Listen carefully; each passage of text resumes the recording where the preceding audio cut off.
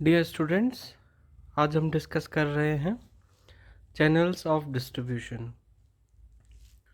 Marketing में जब भी चैनल्स ऑफ डिस्ट्रीब्यूशन की बात आती है तो ये मानकर चला जाता है कि हमने अपने जो आउटलेट्स हैं जहाँ पे गुड्स को डिस्प्ले किया जाएगा और जो कंज्यूमर्स हैं और जो कस्टमर्स हैं उनको डायरेक्टली अवेलेबल करवाया जाएगा, उनका निर्णय हमने ले लिया है और वो सेटल्ड हैं। क्योंकि जब तक एंड पॉइंट डिसाइड नहीं होगा तब तक जो डिस्ट्रीब्यूशन की जो चेन है उस चेन को हम डिसाइड नहीं कर सकते कि वो मूव किस हिसाब से करेगी। माइकल पोर्टर ने वैल्यू चेन का एक कंसेप्ट दिया था जिसमें inbound logistics, outbound logistics, services और जो ऑपरेशंस हैं उनको शामिल किया गया है। उसकी बात हम आगे के कुछ लेक्चर्स में करेंगे। तो वहाँ पर इस बात को ध्यान रखा गया कि जो गुड्स और सर्विसेज का जो फ्लो है वो डिस्क्रीट नहीं होना चाहिए, कंटिन्यूअस होना चाहिए, कहीं पे भी रुकावट नहीं आनी चाहिए, ताकि जो गुड्स हैं वो टाइमली उनके जो आउटलेट्स डिसाइडेड हैं वहाँ पर पहुँच जाए और as per demand and supply वो वहाँ पर अवेलेबल रहें। कहाँ पर कौन से आउटलेट पर कितना गुड्स पहुँचेगा वो डिसाइड करना भी जो मार्केटिंग मैनेजर हैं उनका काम है, और उसके लिए सेल्फ फोरकास्टिंग टेक्निक्स यूज़ की जाती हैं ताकि जो डिस्ट्रीब्यूशन की पाइपलाइन है उस पाइपलाइन में कितना गुड्स चलेगा वो वहाँ से डिसाइड होगा। चैनल्स ऑफ डिस्ट्रीब्यूशन की हम जब भी बात करेंगे तो हमारे दिमाग में कुछ कंसेप्ट क्लियर होने चाहिए, जैसे कि जो मैन्युफैक्चरिंग कंपनी है वो कौन है और उसका जो लेवल ऑफ ऑपरेशंस है वो कितना है। यहाँ पर आप एक एग्ज़ाम्पल समझिए कि एक लोकल मैन्युफैक्चरिंग यूनिट है, वो सपोज़ कीजिए कि प्लास्टिक की बोतल्स बनाते हैं और उनका जो लेवल ऑफ ऑपरेशन है वो बहुत छोटा है। इसका मतलब उनका जो कवरेज है जहाँ पर वो अपने प्रोडक्ट को पहुँचा सकते हैं वो या तो लोकल है या बहुत छोटा है, ऐसा कहा जा सकता है। एक कंपनी है जो फूड प्रोडक्ट्स बनाती है और एक पर्टिकुलर एरिया में वो अपने गुड्स को भेज सकती है, उसके पास में चैनल्स ऑफ डिस्ट्रीब्यूशन थोड़ा बहुत सेटअप है, तो उसका जो एरिया ऑफ ऑपरेशन होगा वो मीडियम लेवल होगा। जबकि कोई कॉरपोरेट है जिसकी मल्टीपल प्रोडक्ट लाइंस हैं, मल्टीपल प्रोडक्ट्स हैं, वो अपने गुड्स को बहुत इजीली नहीं बेच सकती उनके आउटलेट्स पर, क्योंकि हर प्रोडक्ट के लिए उनको फोरकास्ट करना है, हर प्रोडक्ट के लिए उनको कितना और कौन से आउटलेट में भेजना होगा वो सब चीज़ों को डिसाइड करना है। तो यहाँ पर ये डिपेंड करेगा, एक फैक्टर है बहुत इम्पोर्टेंट कि जो कंपनी है उसका लेवल ऑफ ऑपरेशन क्या है।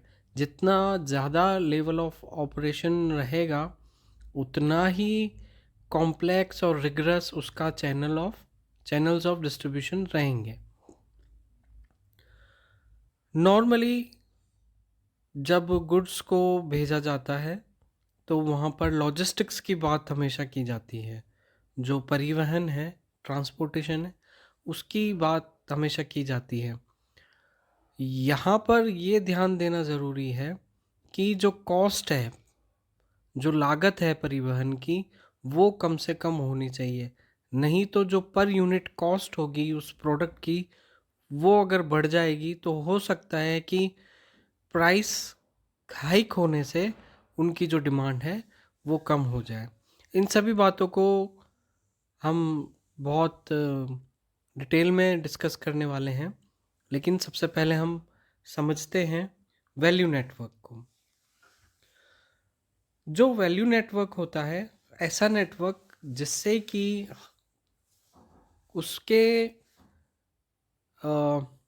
जो गुड्स हैं या सर्विसेज हैं, उनमें वैल्यू का इजाफा हो, उसमें वैल्यू ऐड हो, उसे कहा जाएगा वैल्यू ऑफ नेटवर्क। और वो वैल्यू कैसे बढ़ेगी या उसमें वैल्यू ऐड कैसे होगी, तो ये एक सिस्टम बनेगा पूरा, a system of partnerships and alliances that a firm creates to source, augment and deliver it's offering.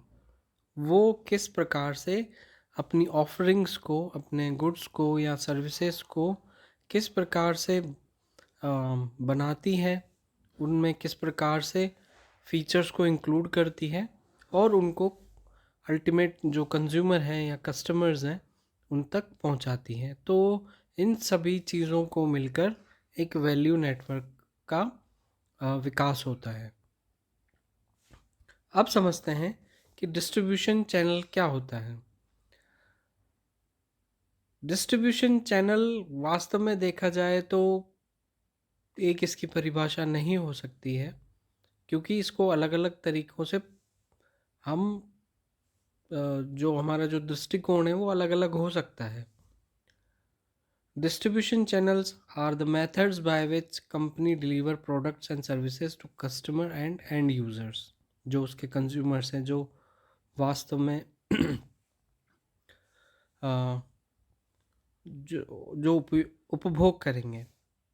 जैसा कि मैंने क्लास में बताया था कि यहाँ पर डिस्टिंक्शन होता है कंज्यूमर्स में और कस्टमर्स में। तो आप हमेशा ध्यान रखिए कि कस्टमर्स की बात हो रही है या कंज्यूमर्स की बात हो रही है अथवा दोनों की बात हो रही है। कोई बिजनेस ऐसे होते हैं जो कस्टमर्स को डायरेक्टली सेल कर देते हैं। एमवे का आपने नाम सुना होगा। एमवे जो कंपनी है वो अपने कस्टमर्स को डायरेक्टली प्रोडक्ट सेल करती है। उसके कोई डीलर नहीं है, कोई रिटेलर्स नहीं है। उनकी जो मल्टी लेवल मार्केटिंग जो एक मेथड है उसको वो अडॉप्ट करते हैं और अपने प्रोडक्ट्स को डायरेक्टली जो एंड यूज़र्स हैं उन तक पहुंचाते हैं। जबकि कोई कंपनीज ऐसे भी होते हैं जो अपने एजेंट्स के थ्रू या डीलर्स के थ्रू सेल करते हैं। आपने देखा होगा कि जो इलेक्ट्रॉनिक ब्रांड्स जो होते हैं अलग अलग, वो अपने ऑथराइज डीलरशिप देते हैं और उन ऑथराइज डीलर्स पर उनके प्रोडक्ट्स को सेल किया जाता है, कस्टमर्स तक और कंज्यूमर्स तक पहुंचाया जाता है। तो जो डिस्ट्रीब्यूशन चैनल हुए वो एक मेथड हुए जिससे कि गुड्स एंड सर्विसेज को उनके एंड यूज़र्स तक पहुंचाया जाता है। Thank you.